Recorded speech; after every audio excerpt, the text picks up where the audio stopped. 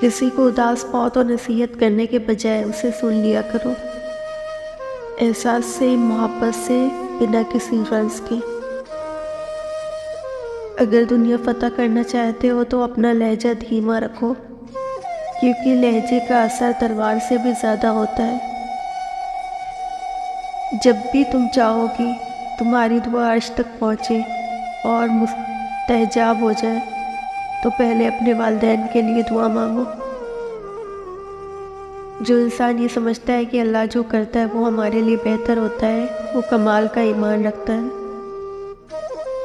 اگر لوگ تم سے متاثر ہو رہے ہیں تو تکبر نہ کرو، شکر ادا کرو اپنے رب کا جس نے تمہارے عیب چھپا کر لوگوں میں معزز بنا رکھا ہے۔ ہزاروں لوگوں میں اس ایک کو عزیز رکھو جو تمہاری غیر موجودگی میں بھی تمہاری عزت پر کوئی داغ برداشت نہ کرے۔ دکھ میں کبھی پچھتاوے کے آنسو نہ بہاؤ، کیونکہ تم وہ خوش نصیب ہو جسے اللہ نے آزمائش کے قابل سمجھا۔ جب بہترین کی خواہش ہو تو اللہ کی طرف دیکھو، اپنی خواہشات کی طرف نہیں، کیونکہ ہم نہیں جان سکتے ہمارے لیے کیا اچھا ہے، مگر اللہ جانتا ہے۔ تم خوش ہو یا تکلیف میں، سب سے پہلے اپنی بات اللہ کو بتایا کرو۔ زیادہ سوچنا انسان کو ختم کر دیتا ہے، بس دعا کرو اور اللہ پر چھوڑ دو۔ مدد کرنا ایک بہت مہنگا تحفہ ہے، اس لیے سب سے اس کی توقع نہیں رکھنی چاہیے، کیونکہ بہت کم لوگ دل کے امیر ہوتے ہیں۔ ایک بات پر ایمان رکھے، جو انسان ہمارے حق میں بہتر نہ ہو، اللہ اس انسان کو ہم سے دور کر دیتا ہے۔ 3 کام اللہ کو بہت پسند ہے: ٹوٹے ہوئے دلوں کو جوڑنا، دل نہ چاہتے ہوئے بھی معاف کرنا، اور کسی کے گناہ پر پردہ کرنا۔ صرف پیسے کا ہونا ہی رزق نہیں ہے، نیک اولاد، اچھا اخلاق اور مخلص دوست بھی رزق میں شامل ہے۔ زیادہ مذاق کرنے سے آدمی کی عزت چلی جاتی ہے اور لوگوں سے دشمنی پیدا ہو جاتی ہے۔ دوستی کا بھرم صرف وہ لوگ رکھ سکتے ہیں جن کے وجود میں سمندر جتنا دل ہو۔ جس زبان سے جھوٹ نکلنا بند ہو جائے، اس زبان سے نکلی ہوئی ہر دعا قبول ہو جاتی ہے۔ اپنا کردار بنانے میں اتنا مشغول ہو جاؤ کہ دوسروں پر تنقید کرنے کا وقت نہ ملے۔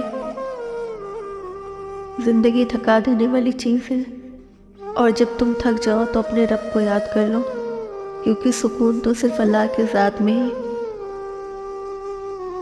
کبھی بھی اپنی جسمانی طاقت اور اپنی دولت پر بھروسہ مت کرنا، کیونکہ بیماری اور غریبی آنے میں دیر نہیں لگتی۔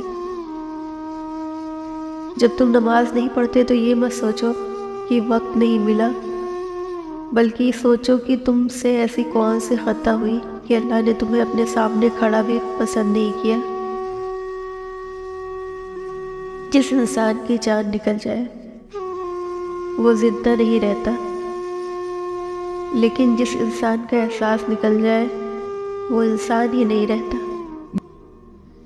اپنے راز کو اپنے تک ہی رکھو، کیونکہ جب تک تمہارا راز تمہارے پاس ہے وہ تمہارا غلام ہے، اور جب تمہارا راز دوسروں تک پہنچتا ہے تو تم اپنے راز کے غلام بن جاتے ہو۔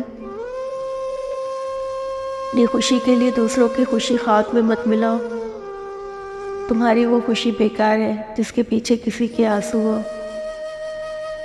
ہم سفر خوبصورت نہ بھی ہو مگر قدر کرنے والا ہونا چاہیے، کیونکہ گھر پیسے اور طاقت سے نہیں بلکہ محبت اور اتفاق سے بنتے ہیں۔